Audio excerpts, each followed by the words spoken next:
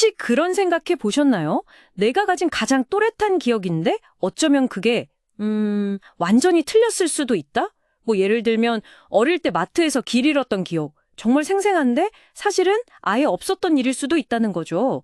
저희가 함께 본 자료들에서도 나오지만 우리 기억이라는 게 비디오 녹화처럼 과거를 그냥 딱 저장하는 게 아니더라고요. 오히려 뇌가 이런저런 정보 조각들을 모아서 그 순간순간 이야기를 다시 만들어내는 것에 가깝다고 해요. 그 기억 심리학자 엘리자베스 로프터스 말처럼요. 기억이 아무리 생생해도 그게 꼭 진실은 아니다. 네, 맞습니다. 처음 들으면 좀 충격적이실 수도 있는데 실제로 그래요.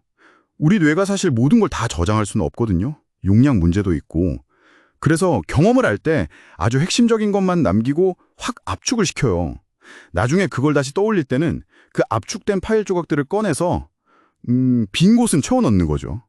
과거 경험이나 아니면 그냥 상식 같은 걸로요. 아하, 그러니까 기록이 아니라 재구성이다. 이 말씀이시군요. 네, 정확합니다. 재구성.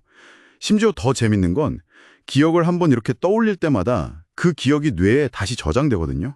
근데 그때 지금 내가 가진 생각이나 어떤 편견 같은 게 슥 섞여 들어가서 덮어쓰기가 될 수도 있다는 거예요. 덮어쓰기요. 와, 그럼 기억이 계속 변할 수도 있겠네요? 그렇죠. 원본이라는 게 사실상 없는 셈일 수도 있어요. 그럼 오늘 이 부분을 좀 더 파고 들어보죠. 저희가 본 자료들을 바탕으로 도대체 어떻게, 왜, 우리 기억이 이렇게 조작될 수 있는지 그 핵심 원리를 좀 알아보겠습니다. 아까 그 로프트스 박사 얘기가 나와서 말인데 그 유명한 실험 있잖아요. 자료에도 나왔던 쇼핑몰에서 길 잃은 아이 실험이요. 아, 네네. 그 실험 정말 중요하죠. 참가자들한테 너 어릴 때 쇼핑몰에서 길 잃어버렸었대. 이렇게 가족한테 들은 것처럼 슬쩍 흘렸더니 나중에 보니까 참가자 4명 중 1명 걸로 그걸 진짜 자기 경험으로 기억하더라는 거 아니에요? 심지어 막 세부적인 내용까지 덧붙여서요. 네, 정말 놀라운 결과죠. 그게 바로 가짜 기억이 얼마나 쉽게 만들어질 수 있는지를 딱 보여주는 사례거든요. 사실 이런 가짜 기억을 만드는 대표적인 심리 기법들이 있어요. 자료들에서도 공통적으로 지적하는 건데 크게 3가지입니다. 바로 암시, 그리고 반복, 마지막으로 권위. 암시, 반복, 권위. 네, 첫 번째 암시는 방금 그 쇼핑몰 실험처럼 혹시 그때 뭐 이런 일도 있지 않았어? 이렇게 넌지시 던지는 말이나 질문 속에 힌트를 숨겨두는 거죠. 그럼 뇌는 그 힌트를 딱 잡고 이야기를 막 만들어내기도 해요. 없던 이야기를요. 아, 듣고 보니 그럴 수 있겠네요. 무의식적으로 그럴듯한 이야기를 상상하게 되는 거군요. 그럼 두 번째, 반복은 뭔가요? 반복은 말 그대로예요. 처음에는 에이 설마 난 그런 적 없는데 했던 정보도 계속 듣다 보면 익숙해지잖아요. 그 익숙함이 나중에는 진짜 있었던 일인가? 하는 믿음으로 바뀌는 거죠. 네네. 실제로 그 자료에 보니까 가짜뉴스에 계속 노출된 사람들 중에 40%나 그 가짜 사건을 진짜 겪은 것처럼 기억했다는 연구도 있었어요. 맞아요. 뇌가 익숙한 걸 진실이라고 착각하기가 쉬워서 그래요. 그리고 마지막, 권위. 이건 정말 강력합니다. 부모님, 선생님, 아니면 뭐 경찰, 의사처럼 우리가 좀 신뢰하는 위치에 있는 사람들 있잖아요. 그렇죠.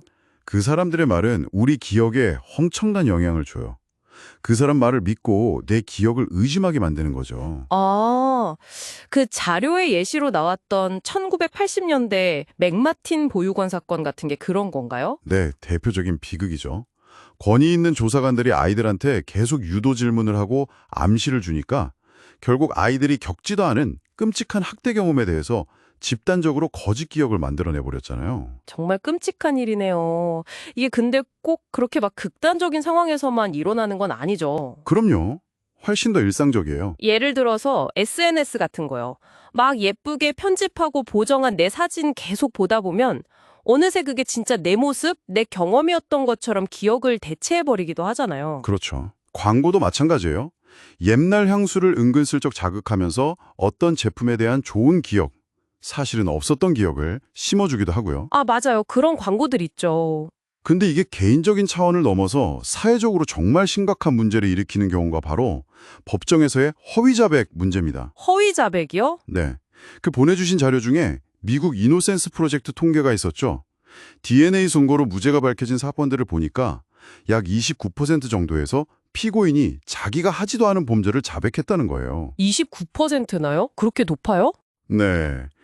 물론 고문이나 강압 때문에 거짓말을 하는 경우도 있겠지만 그것만이 아니라는 거죠.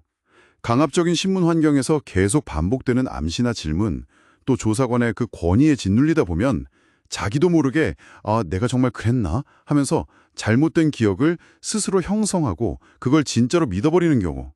이걸 내면화된 자백이라고 하거든요. 이런 사례가 상당히 많다는 분석입니다. 와, 듣다 보니까 정말 기억이라는 게 우리가 철석같이 믿는 것만큼 그렇게 절대적인 증거는 아니구나. 이런 생각이 강하게 드네요. 아까 그 뇌과학자 데니엘 샤커터 말, 기억은 우리가 가진 가장 빈약한 증거지만 역설적이게도 가장 강력하게 믿는 증거다. 이 말이 진짜 와닿습니다. 네. 그래서 오늘 우리가 살펴본 내용의 핵심은 이거 같아요. 내 기억이 절대적이라고 믿기보다는 그게 틀릴 수도 있다는 가능성을 항상 열어두는 태도, 그리고 그걸 끊임없이 검증하려는 노력이 중요하다는 거죠. 검증이요? 네. 특히 좀 중요한 문제거나 아니면 과거 사실관계를 정확히 따져야 할 때는 더더욱 그렇죠.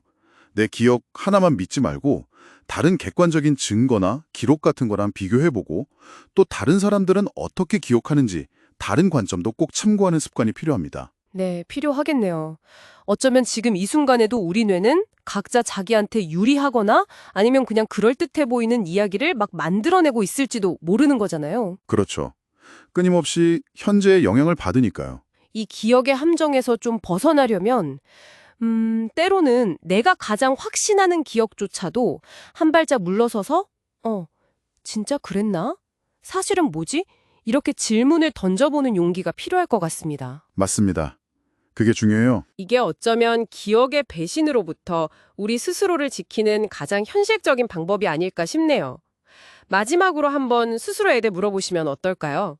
당신이 이것만큼은 확실해 라고 정말 굳게 믿는 기억 중에 혹시 다시 한번 좀 냉정하게 검토해 볼 만한 것은 없을까요?